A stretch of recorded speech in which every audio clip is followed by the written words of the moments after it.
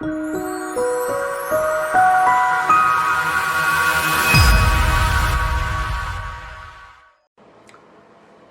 evening, good afternoon, good morning.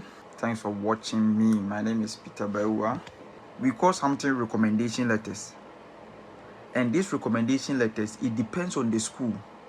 So some of the schools will tell you that the school that you graduated,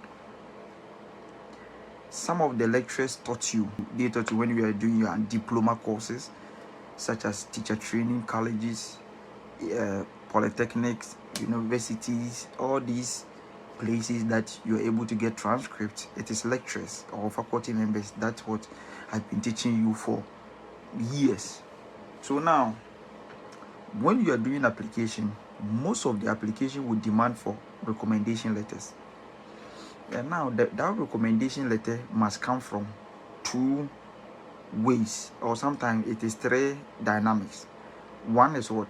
Academic references. Two is professional references, and three is social organization references. Right? So we have three types of, or basically we have three forms of what references. We have the one talking about academics, we have the one talking about the profession, we have the one that is talking about social organization, or maybe let me say NGOs or organization within our society that you are also part of it. Now, lecturers will tell, when you are applying for schools to come to Canada or maybe other colleges or other universities, the reason why I'm talking about Canada and United States is because I am here. So I really love to talk about things I know. I don't want to talk about anything I don't know. You know, some of the UK schools, you can apply with, you can get the recommendation letter from your lecturer or from your department and you submit it through your Gmail. But most of the schools in Canada and the United States, I'm not saying some of the United States, United Kingdom, UK schools also demand for the for references, but sometimes the school can tell you to send it hard copy or hand, like you now will send the reference. But in the US and in Canada, it will be very difficult for you to submit your own references. That is why when you read on the website, they are saying that you need academic reference, professional reference, or social organization references. Now, how are you going to understand what I'm saying? What I'm saying is that before you can submit the application, within the application process, they will ask you, state or mention or write some of, or just put in the reference of your academic professors. Now, the mistake people don't know is that this is the logic. The mistake people don't realize is that they don't read in the department website to know the requirement. Right? Some of the schools will tell you that bring only one academic reference and another one is what? Professional reference. So if you don't know, you will just go and put two academic references over there. That will be a reason why you are not getting the admission or getting the funding, because you are not a student who pay attention to details. So before you apply, you need to go to the department website, look at the types of references they are looking for. Is it all academics? Is it all one professional, one academic reference, or is it social organization reference? Which is which? You need to identify it before you start the application. Because if you don't do that, you're going to provide two academic references, and now it will become a way of you wasting your money. So what you need to do is that go to the department website, look at whether they are looking for all academic references, or they are looking for one academic references, two professional references, or social organization references. This will help you to understand that this is the ones these people are looking for, and it's very important, very crucial. Today I'm going to tell you how to go about references. Some of the faculty members will tell you that write reference and bring it. Today I'm going to take you through as to how you can structure your own references. Sometimes the lecturer will say, I'm busy, write your reference so that I can read through and add something to it. So this is the format, or this is something that I want you to use. as one of the things that will help you. Now, the professional references will come from the job you are doing. So maybe you are working in government institutions, you are working in private institutions, you are working as administrator, accountant, you are working as I don't know, specialist, you are working as a doctor, you are working as a nurse, and they are looking for professional references. That must come from the job or the work you are working, or the department you are, like the work experience, the field you are. They need reference from there.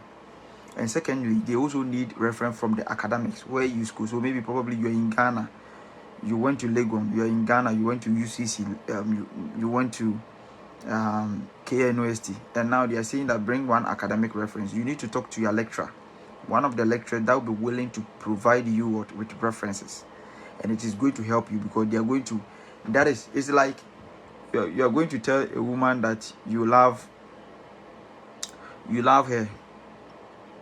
Sometimes boys will make the friend will recommend the friend to the girl. I hope you get it. Hey, my friend is very nice. Oh, my friend is very good. He's a good guy. That is how references is. Reference is that you have submitted, you are in Africa, you are in Ghana, you have submitted your application to United States or Canada. There's nobody here who knows you. It is only the lecturer who taught you that can able to give a holistic references to the people, the committee. So if you're in Ghana and you submit your application to US or Canada or UK or Germany or Australia, now the visa the admission committee, or those people who are going to give you the scholarship or admission, they don't know you, they just know your document. So what they will also want to go further. One thing is that just realize that academic reference is very important.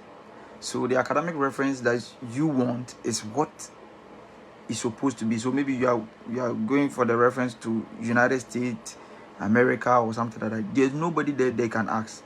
So the only person who can recommend you is your lecturer or the company you are working with or the organization that we are working with, right? So now what is it?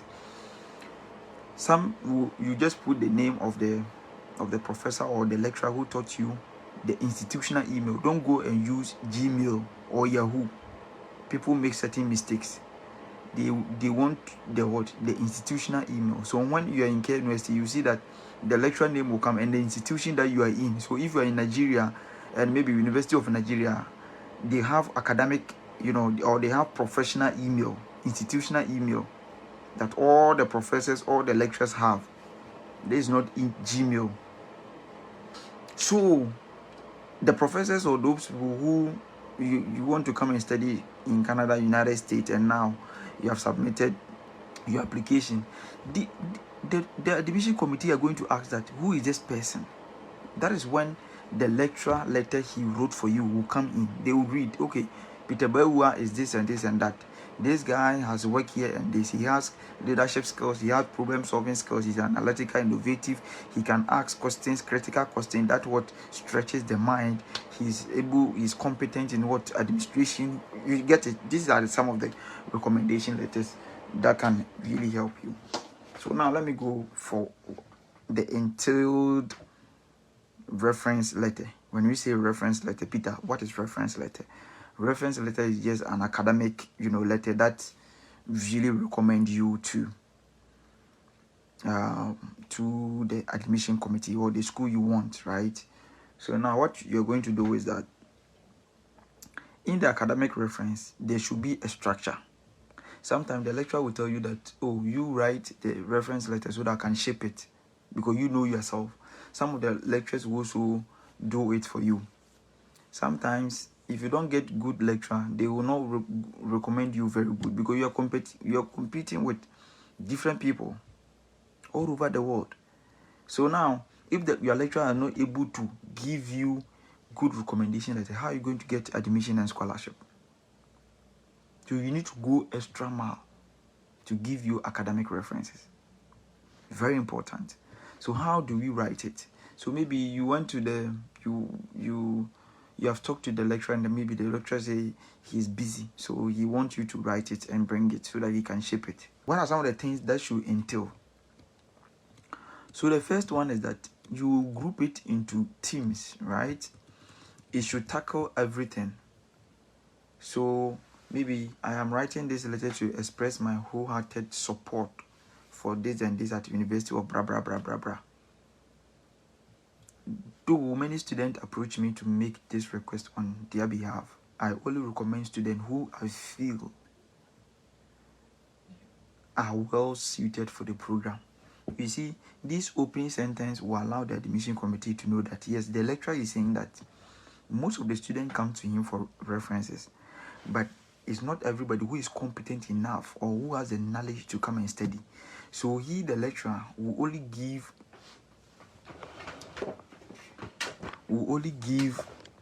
reference to students that are capable and that he believes that they are brilliant enough or knowledgeable enough to do the course. So now, what you need to do is that you talk about the academic background of the person, because the lecturer taught you, so he knows the question, like your engagement, class engagement with him. There are certain students, they answer questions in class, they ask questions, they are very active in participation and those kind of stuff, right? So the lecturer can say something about it that can really help you. You can also talk about the capacity of knowing the applicant. So the capacity of knowing the applicant is that the professor will tell in the letter, he will write that he has known you for 4 years and the things you have been doing, the awards you have been winning, your academic credentials are quite enviable to what maybe the first class the person has been doing or something like that. I hope you get it. So that one too, the engagement or how he get to know you. Okay, you talk about academic performance, and now here the academic performance is talking about the lecturer working with you. What are some of the things the lecturer the lecturer have seen in you? I work with many students who have sustainable knowledge in their respective field. I hope you get it. But this person have the intellectual capacity, he has the analytical thinking, he has a lot of academic performance. He's very intelligent, not only intelligent, but he can also capacity to maintain and progress in academic performances. These characteristics features of the candidate reflect the competency of the student, and I believe that he can do well in your school in the United States or in your school in Canada. You see, any admission board who is reading this will know that the person who is recommending you know what he knows. And it should be consistent and coherent, logic and reasonable. So you can also talk about the ability to work as the person. So this one is basically talking about the person aside academics. Can the person also work in different zone? The lecturer can write in the letter that when you're a student, you are also taking other social responsibilities such as leadership skills, volunteerism, this community impact, mass educations and those kind of stuff, right? So he has been also representing quizzes, doing research and those kind of stuff. The lecturer can bring in so that it can really help you. You can also talk about your own behavior and attitude. Some students go to class every day. The person intellectual ability, he is put in always. Every work he works is excellent, optimistic, reassuring, meticulous, teamwork. All these types are certain terms that when you bring in the reference, it will allow the admission committee in the United States or Canada to know that this person is really helping us. We also talk about work output after they have given the person the resource or the things they have been doing. What is the output over there? Very important and very helpful. We also talk about the English proficiency, how the person communicates, the interpersonal relationship, right? You talk about ICT, the knowledge about the student on each ICT. So if you're a student and your lecturer tell you to go and write reference, these are the structures you need to follow so that you write to him for him to upload it for you or for him to also ship it. Because I'm lecturing, they will tell you they are busy. Write it and bring it. And this is the structure I am talking about. You talk about how organized you are, how research, communication skills, the knowledge in Microsoft Suite and the various design and internet software packages. You talk about the standard of written and spoken English language. All these stuff are really, really, really very important. You talk about some of the skills you know, such as SPSS, Canva, among others. All these stuff are some of the recommendations structure that you can use. Now, you can also conclude it by saying that you are recommending the person to give for admission, to give him the requisite, admission and scholarship, so that it can help the person to get scholarship to come and study in Canada or United States. Now, the second part is the professional. The professional should talk about your decision-making capacity, your workforce, how you're able to put in much effort in your work, how diligent you are, integrity, trustworthiness, how organized are you in job, when you go to work, how you dress, how you talk, your behavior on job. You also talk about, the awards you have been receiving. You can also talk about the competency, how you strive to add productivity, or how to increase the productivity of the organization that you are working, right? All these stuff are some of the professional ways that you can recommend. Use the business. Should in case the school is telling you to bring for the school to bring for the school to bring you the school is telling you to bring professional references. That is how you structure. You talk about your competence on job, your knowledge on what you do, your behavior within the, there are some people, they don't go to work on time. All these stuff are some things that you can put in. And the last one is the social organization. Now, the social organization is talking about your volunteer experiences, your leadership skills, what you have done in your community. You can talk about empowering the young ones, youth empowerment, career guidance, mentorship. All these stuff are some of the ways that you can able to reference the person. You talk about the significant thing the person is able to do to help community or to help our society to develop. So these are some of the ways you can do so that you can get the references, and the reference that is going to also help you, because if you don't use quality references, it will be a problem, and you need scholarship. So that is it. That's how you're supposed to do it. Thank you very much. If this video is helpful to you, you can share with your friends. I love you all. My name is Peter Baua. See you.